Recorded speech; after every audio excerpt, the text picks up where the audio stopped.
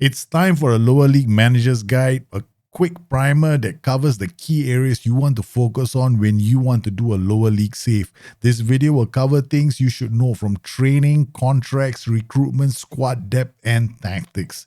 It's not meant to be a long video, but I will try and cover key points when it comes to lower league saves. And if you have any tips that I may not have covered, please let me know in the comments below so that everybody can benefit from it.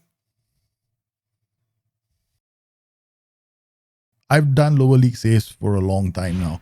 Most of you are familiar with the Kingstonian Diaries, or there's so many saves that I've started in the lowest tiers, and I've done all kinds of unique challenges. The thing about lower league saves, the most important driver for success is actually squad depth. The deeper your squad, the easier it is for you to navigate a cramped match calendar. So where does all that knowledge come from for you to build these kind of deep squads? They will come from your staff. And the thing here is, you might not be able to afford lots of scouts, but never ignore the scouting knowledge of your goalkeeping coach, your assistant manager, your head of youth development, even your director of football, or even the chairman of your club. All of them have scouting knowledge that will contribute to the overall knowledge for the club. So here, for example, with Chippenham, the assistant manager, Matt Coop, has got scouting knowledge of Wales and England. So it means that when I go to my scouting and I look at the players in range, there will be Welsh players that appear here. We will have lots of players who might be interested in coming to the club. And the same thing applies to the other staff as well. So here I've got here a youth development who's got knowledge of England. Now we've got room to hire a few more staff. What I normally do is I come inside here. There might be the odd possibility that you might have a coach from Denmark showing up, right? Chances are, when you're at the lowest tier, these staff in neighboring countries, they're not going to come because they're going to ask for more money. So the goal here in the early stages of your LLM save is actually to manage your finances, because chances are your transfer budget is going to be zero, your wage budget is going to be low. So what I normally end up doing is I don't really go out there to develop youth players. So when it comes to my training and anything else related to training, all these youth players, they're going to be moved into the first team or they're going to be let go, because I'm not going to bother keeping any youth players in the club, because keeping these youth players, sometimes you end up having to pay for these youth players. Here in this particular case, he earns a 10,000 per annum wage. I probably will not bother renewing their contracts unless they can play in the first team. Yes, this is something that you want to avoid. There's no point investing in youth players until you are in League One, right? There is no point doing it in the lower tiers because players are not going to last long. So what you really want is to make sure that you can hire staff that have scouting knowledge. And then when you go into the save, go into your recruitment page, and whenever you're looking for players, you're looking for players who are interested in coming. And then contract status, you can look for players who are expired. Now, here's the other trick, right? You want players. The problem is you won't be able to tell what their attributes are, but at least you know these players might be interested in coming. This is a long process. There are about 727 players here who are interested in coming. Right now, I would probably just be only interested in players that are based locally. And then what you can do, right click as many as you can. I mean, from what I understand, you can invite up to 50 at one go. Invite them for trials at your club. You've got 2 weeks to reveal their attributes. In hardcore lower league saves, like those that start at leagues that are even deeper than the Vanrama National South, you're going to be hard put to develop a scouting network. The reason is simple. You can't afford too many scouts. Sometimes you don't even have a chance to hire more than one scout. So your staff knowledge is important. But having said that, you can't always get the best staff. You can't get foreign staff because the set wages are too high. So until you get enough money passing through your club, you're going to want to depend on another source of players that are going to add to your depth. And that is through loans. Now, I know for some of the hardcore players out there, you don't like loans, but it's true that it is the easiest way for you to get promoted. Let's face it, you're not going to be keeping players in your club for more than a season anyway, because every time you get promoted, that's assuming you get consecutive promotions, you're going to refresh your squad. you're going to be looking for players that can play at a higher level. So chances are that loan market is going to become very important. And to do this successfully, it's not difficult. To find these players, go to your scouting window, edit search, loan status as any, and then, do the age range if you want. And then you'll have a lot of players being listed on loan. And then what I like to do is normally, I even filter them by leagues. Now here we've got a Venrama National South team. And you'll notice one thing, if you go down the list, you'll find that there are players from other leagues that clubs want their players to go on loan for. So here we've got players in Skybet Championship, they've been put on loan. And sometimes you will see wanted signs. Right? Now, wanted signs are pretty interesting because it means that there are clubs out there who are interested in using Ryan Howley over here on loan. And his attributes aren't that bad.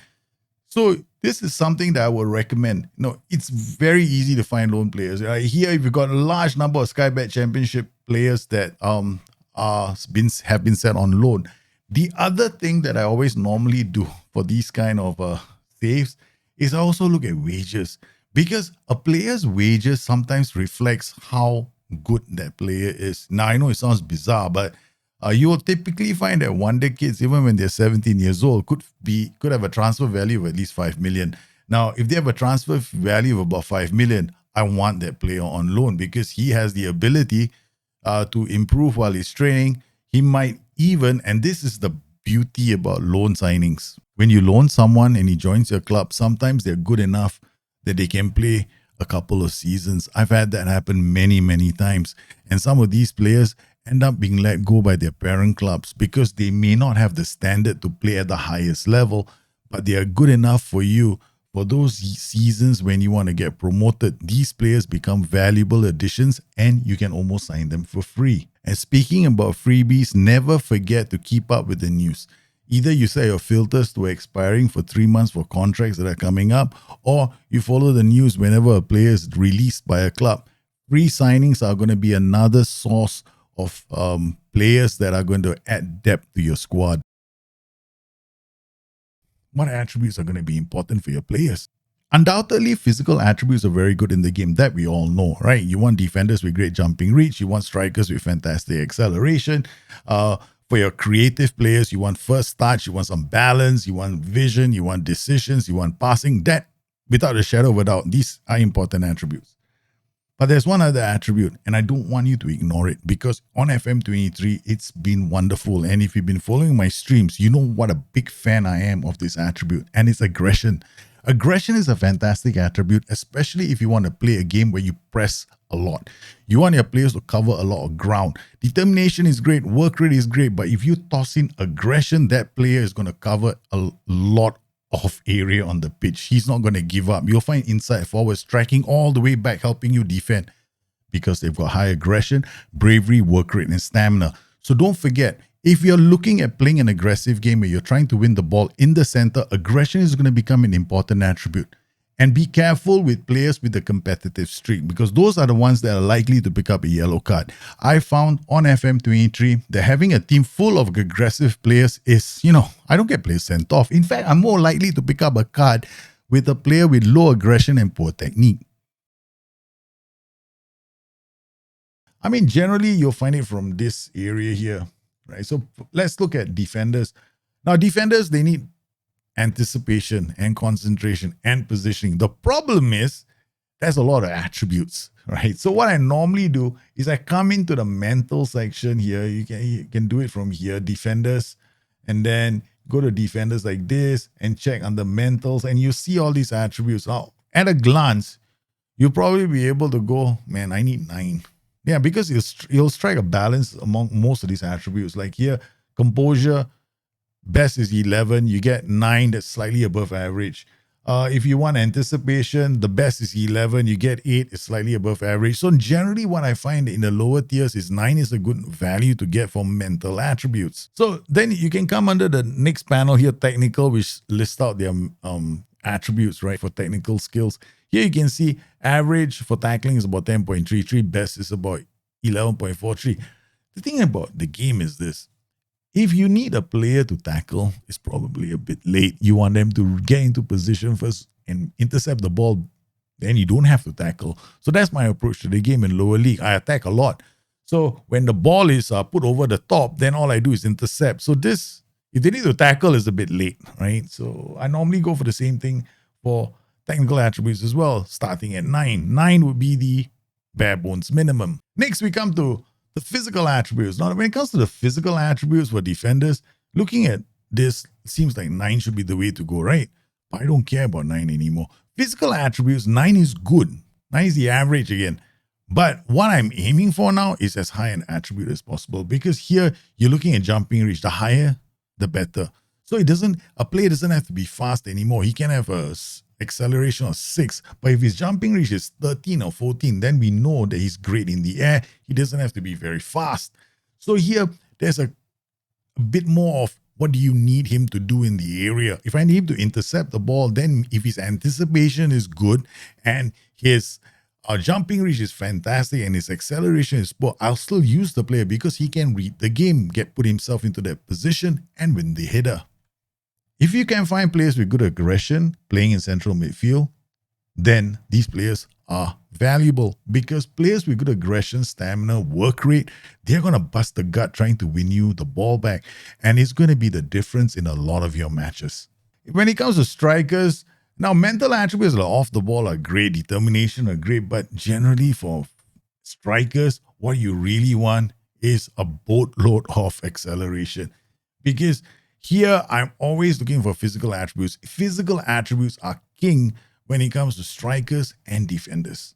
In the lower tiers as well, there's another tool that you can use to bring in players. You can even request the director of football to give you free recommendations for. You can even go as in the lowest tiers.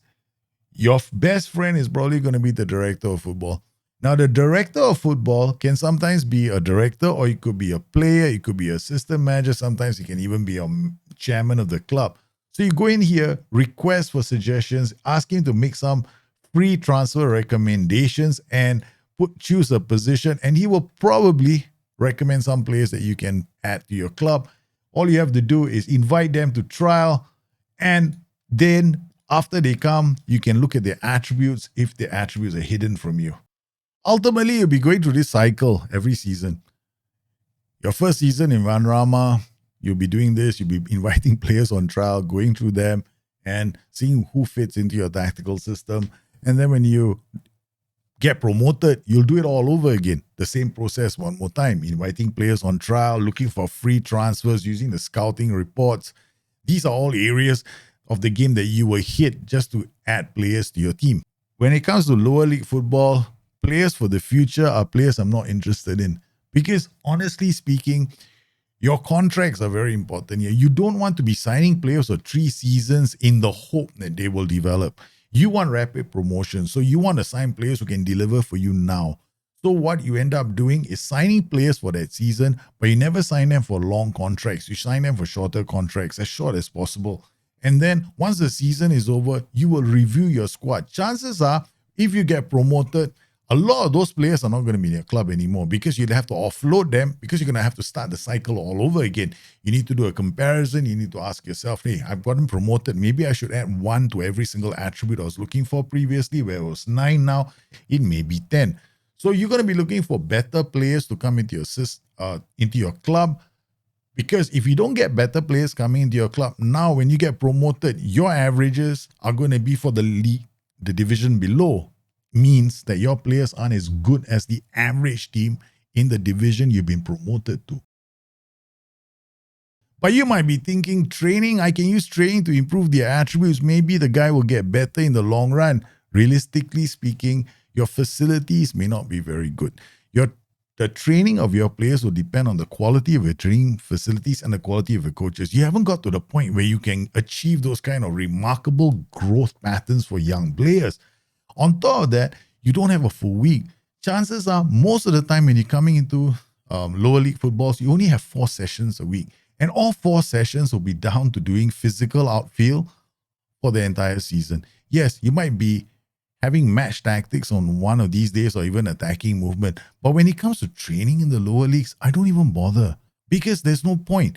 These players are not going to dramatically improve with a custom training schedule. You can just leave the existing training schedule and just go with it, because your players will not develop enough for you to justify spending time personally managing training. Most lower league teams are semi-professional. They don't have the benefit of a full week's training. So until you become fully professional, I would avoid training altogether. But if you do want to manage training, just use physical and outfield sessions. This should be more than enough. Whenever I play lower league football, I'm always attacking with at least 2 strikers. In lower league, it's not going to be hard for you to find fast, physical players with these kind of positions. Yeah, I've got winger, target forward, advanced forward, inside forward. It's a very basic lower league tactic where I've got 2 strikers and then I'm just hoofing the ball over the top. Naturally, you can play more complicated systems. And I found that in Football Manager right now, this tactic is surprisingly good. Now, you can even set these guys as defensive wingers, and you can play them high up the pitch by telling this player to get further forward and cross from the byline and take more risks. What will end up happening is this guy is going to bust the gut while this player drops deep. The myth right now in lower league football is you can't use complicated roles like trequartistas. In fact, you can, because all these roles are going to do is drop deep and pass the ball. So all you want to find are players that have got good, decent composure and passing. They will just drop deep and they will release the pass towards the defensive winger, will just go down the flank and try and cut one in, and these 3 will just come in to try and score goals. Now, if these kind of systems aren't your cup of tea, of course you can have other systems, even strikeless systems. Strikeless systems are doing too well right now on the engine. So you can use strikeless systems like this. You can use a 4-2-4 like this. In fact, I would recommend playing a 4-2-4, but while I like the 4-1-3-2, it leaves the flank open. The goal here in lower league football is to put pressure on other side so they can't build out play, which is the reason why I favor the 4-2-4 for lower league football. If you want to get imaginative, try something funky, I would strongly recommend blindside. Yeah, this is one of the tactics that I have. Use the defensive wingers, a DLP in the middle, complete wingbacks going up the flanks, a trequartista that drops deep. Now, the reason why we use trequartistas here is because I need the half channel. I need players dropping into the half channel. When they drop into the half channel, they drag other players with them. They create space. These players go around and they try and score goals. Of course, you can add a focus play and even an overlap. These players are going to go around. You've got the security of these 3 in the center, and it's pretty hard for the opposition to build up play. So this is a bit more out there. This is a bit more conservative. And of course, if you are a big fan of strikeless systems, I would definitely recommend strikeless systems in Football Manager 23. They are doing very well in terms of creating goal scoring chances. And I won't be surprised if you get rapid promotions playing strikeless systems or even this 4-2-4 DM. So if you want to get rapid promotions with a lower league side, I will recommend using 2 strikers. Once you get better players, of course, you can continue using the 4-2-4, or if you're into that mood that I'm currently in, obsessed with the 150 goal striker, yes, then you will need to use things that I'm using on my streams like Scramjet or the Monty Python strikeless systems or the 5-channel attack systems, because all of these are generating as much as 4 clear-cut chances a game. But to play like that, to get those kind of tactics working, you need good players. In the lower leagues, you won't have those kind of players. You don't have players who can play those kind of tactical systems. You will have to use something that puts pressure but is still strong defensively, which is the reason why I recommend the 4-2-4 DM very strongly if you are a lower league side. Players are easier to find. If you want to get adventurous and want to try the other systems out, they also concede a lot of goals. So, yeah, you might not like it so much because it's not going to be good for your heart. I hope you enjoyed today's video and you found it useful. If you have any questions, you guys know where to find me. Meanwhile, stay safe, take care of yourselves. I'll see you again soon. Bye-bye.